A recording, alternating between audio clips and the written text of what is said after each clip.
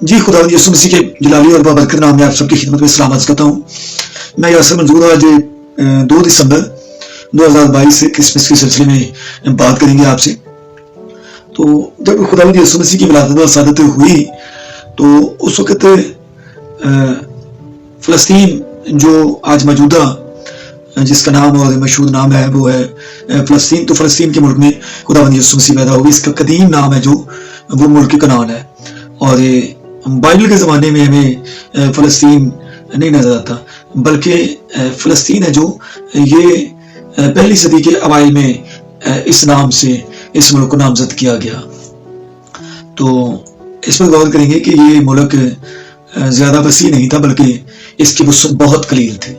अगर हम दान से बेसबा तक देखें तो इसकी कुल जो लंबाई है वो है 144 माइल्स, यानी कि 144 मील लंबा मुल्क है ये। और इसकी जब चौड़ाई देखते हैं तो ये जनूब की तरफ इसकी चौड़ाई है जो बेरसबा के नज़दीक वो है 90 मील। और इसके अलावा जब ऊपर शुमाल की तरफ जाते हैं तो फिर यरूशलेम के नज़दीक इसकी चौड़ाई 50 मील रह जाती है। और इससे भी ऊपर गनेसरत की झील के करीब जब हम पहुंचते हैं तो वहां पर ये और महदूद हो जाती है और ये रह जाती है 40 मील। और फिर दान के करीब इसकी जो चौड़ाई है वो 25 मील तक बिल्कुल महदूद हो जाती है। तो ये एक बिल्कुल छोटा सा मुल्क है और इसका एस्टिमेटेड जो एरिया बनता है वो है जी 11,000 मरबा मील। तो ये कोई ज्यादा बड़ा मुल्क नहीं है, इसलिए हमें हैरत होती है कि ये किस तरीके से एक बिल्कुल छोटा सा मुल्क है, लेकिन इसको खुदा बाप ने चुन लिया ताकि मुनज्जी जहान आके खुदा यीशु मसीह इस मुल्क में पैदा हो। और ना सिर्फ पैदा हुए खुदा यीशु मसीह इस मुल्क में, बल्कि इस अज़ीम मुक़द्दस ने खुदा यीशु मसीह के जो कदम मुबारक थे उनको चुमा। और खुदा यीशु मसीह ने अपनी जो बशरी जिंदगी के 33 बरस थे वो भी इसी सरजमीन पर गुजारे, यानी कि पैदल चले और इसी सरजमीन पर उन्होंने अपनी जो बशरी जिंदगी थी उसको गुजारा। अब खुदावंद यीशु मसीह की वजह से इसकी जो अजमत और इसकी बुजुर्गी है, बेशक ये छोटा है, महदूद है और इसकी कोई खास वैल्यू भी नहीं होगी, क्योंकि उस वक्त ये गुलामी की जिंदगी गुजार रहा था। ये फ़लस्तीन जो मुल्क है इस पर कब्जा किया गया था और ये गुलाम था रूमियों का, क्योंकि रूमी जो गैर कौम थी, यहूदी नहीं थे। खुदा यीशु मसीह की जो कौम थी वो यहूदी थी और रूमी थे जो वो गैर कौम थे, वो इस मुल्क पर मुसल्लत थे। उन्होंने इस मुल्क पर कब्जा किया हुआ था और इसकी जो अजमत और बुजुर्गी है, जो इसको एजाज ये हासिल हुआ, ये किसी और मुल्क को नहीं।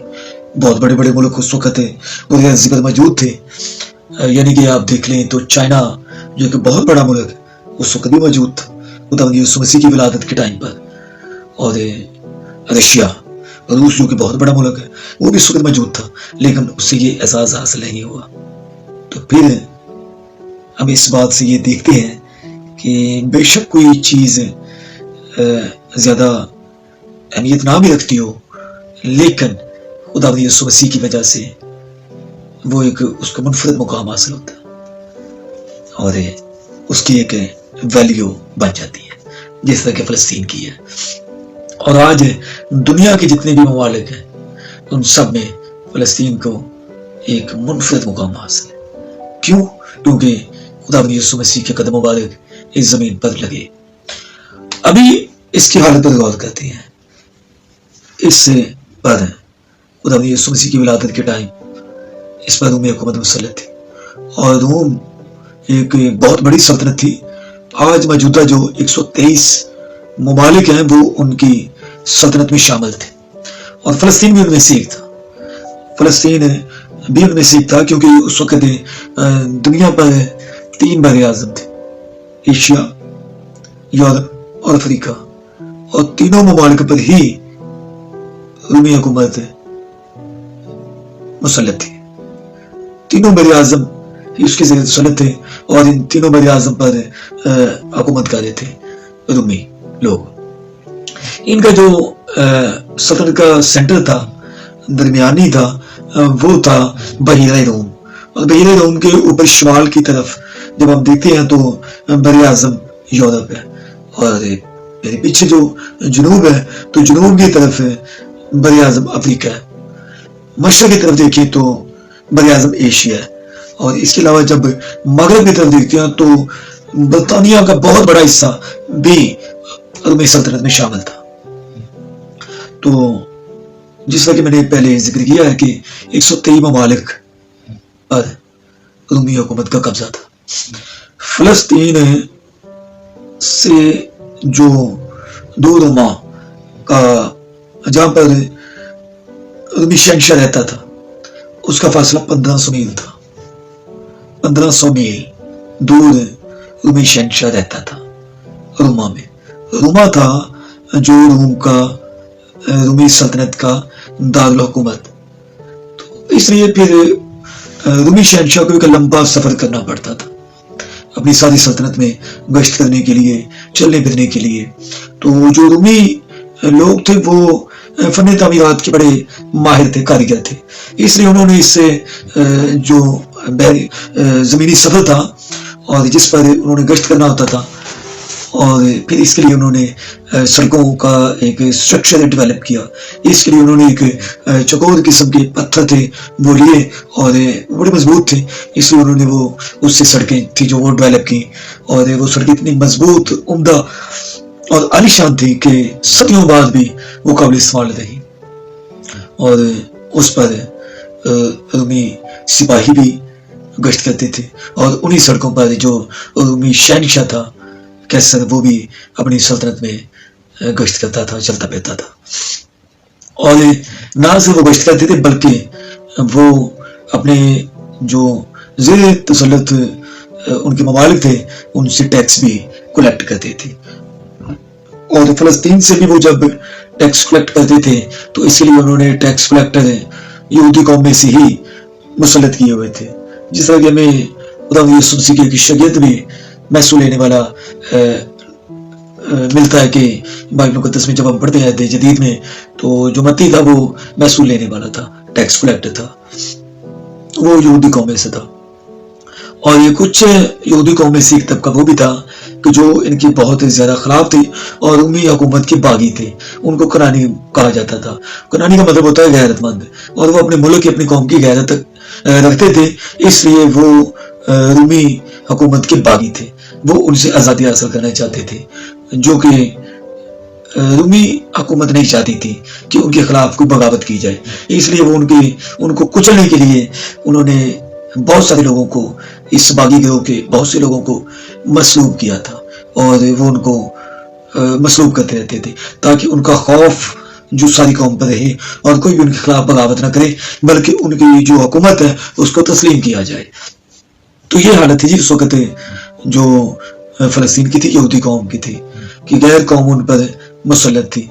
और इस सारे जो सुनहरियों में जो बनी इसराइल थी उनकी एक ही उम्मीद थी कि मसीहा आएगा और वो उन्हें इस गैर कौम की गुलामी में से आजाद करवाएगा।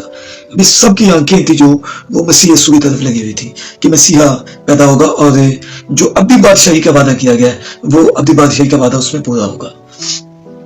तो इसलिए जो खुदा यीशु मसीह की उम्मीद थी, इंतजार में थे लोग कि वो आएगा और वो बादशाही, यहूदी बादशाही कायम करेगा, बनी इसराइल को एक अब्दी बादशाही मिलेगी, और फिर वो किसी भी गैर कौम के ज़ेरे तसल्लुत नहीं रहेंगे, बल्कि वो खुद अपनी एक हुकूमत बनाएंगे जिसमें अमन अमान होगा और वो अपनी पाकीज़ा जिंदगी गुजार सकेंगे। तो ये उम्मीद उनको खुदावंद यीशु मसीह की तरफ से मिलती है। तो ये हालात थे, और फिर इन्हीं हालात में खुदावंद यीशु मसीह की विलादत होती है कि जब बहुत ज्यादा शिद्दत से खुदावंद यीशु मसीह के लोग मुंतज़िर थे। आज इन बातों से हम क्या सीखते हैं कि उस वक्त के हालात ये थे कि यहूदी कौम पर एक गैर कौम मुसल्लत थी। इससे हम अपने लिए ये सबक सीखते हैं कि जो हमारी जिंदगी है इस पर शैतान हुकूमत करता है। हालांकि हुकूमत खुदा की होनी चाहिए। खुदा ने हमें जिंदगी अता की है, खुदा ने हमें बनाया है, हम उसकी मखलूक है, तो फिर हम उसके हैं, उसने हमें अपनी शबीह पर बनाया है। तो इसलिए हमारी जिंदगी पर खुदा का इख्तियार होना चाहिए, इब्लीस का नहीं। तो हमें उम्मीद मिलती है कि जब खुदावंद यीशु मसीह हमारी जिंदगी में आ जाते हैं, तो मुनज्जी जहान हमारी जिंदगी में आ जाता है, तो फिर हमारी जिंदगी इब्लीस से आजाद हो जाती है, और फिर वो हमेशा की जो बादशाही, अब्दी बादशाही है खुदावंद यीशु मसीह की, हम उसमें महफूज हो जाती हैं, हम इब्लीस के इख्तियार से बच जाते हैं। इससे हम यही सीखते हैं। दूसरी बात ये थी कि मुल्क फ़लस्तीन है जिसका जुग्राफिया बिल्कुल महदूद था, खुदावंद यीशु मसीह के साथ मुंसलिक होने की वजह से इस बात से उसे एक आला मुकाम नसीब हो जाता है। मेरी और आपकी वैल्यू भी, बेशक हम छोटे लेवल पे हों, बड़े लेवल पे हों, हमारी वैल्यू, हमारी औकात कुछ भी ना हो, हम खाकसार हैं, मट्टी से लिए गए, लेकिन खुदावंद यीशु मसीह के साथ मुंसलिक होने की वजह से हमें एक मुनफरिद मुकाम हासिल हो जाता है। फिर तकसीम हो जाती है, एक दुनिया के लोग हैं और एक खुदा के लोग हैं, और जो खुदा के लोग हैं वो हमेशा की बादशाही में दाखिल होंगे, हमेशा खुदा के जलाल में रहेंगे, और उनकी ज़िंदगी में जो अब्दी ज़िंदगी उनको हासिल होगी, उनकी जो ज़िंदगी है वो ज़मीन तक महदूद नहीं है, और उनकी ज़िंदगी सज़ा से भरी हुई नहीं है, बल्कि वो हमेशा के आराम में रहेंगे, और खुदा बाप भी उनके साथ मौजूद होगा, खुदावंद यीशु मसीह भी उनके साथ मौजूद होगा। सो आज हमें ये फैसला करना है कि हम भी क्या उस कौम की तरह, यहूदी कौम की तरह, बनी इसराइल की तरह ये उम्मीद रखते हैं कि मसीहा ही है जो वो हमें आज़ादी दे सकता है, हमें निजात दे सकता है। जिस तरह की वो गुनाह से, वो तो गैर कौम से निजात पाने के तलबगार थे, लेकिन हम इब्लीस और उसके इख्तियार से निजात पाने के तलबगार हैं, और ये हमें उम्मीद मिलती है खुदावंद यीशु मसीह के बाइस। और फिर जब खुदावंद यीशु मसीह के साथ हम मुंसलिक होते हैं तो हमें एक मुनफरद मुकाम मिल जाता है। तो अजीज़ों, आज हम यही सीखते हैं, और ये क्रिसमस का ताल्लुक से हम इसको जारी रखेंगे मजीद, और भी जो खुदावंद यीशु मसीह की विलादत बसादत के ताल्लुक से चीज़ें जुड़ी हैं हम उनको डिस्कस करेंगे। सो बाइबल स्टडी सेंटर को सब्सक्राइब कीजिए ताकि मजीद जो हम अपने नाक़िस इल्म के मुताबिक आप तक अपनी राय पहुँचाएंगे, तो यकीनन आप उससे इस्तिफ़ादा करें। सो अगली वीडियो तक फिर इजाज़त दीजिए। खुदा हाफ़िज़।